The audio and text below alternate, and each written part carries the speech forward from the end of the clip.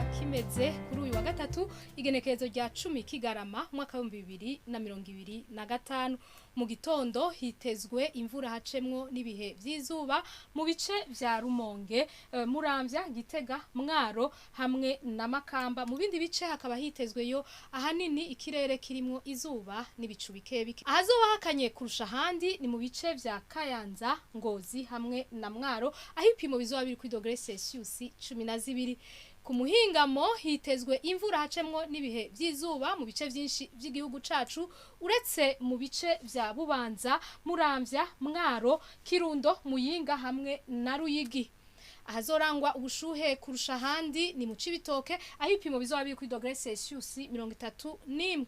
Ejo mu gitondo izuba rizoseruka igihe cy'isaha 11:44 rirenge igihe cy'isaha 12:3 zo ku mugoroba.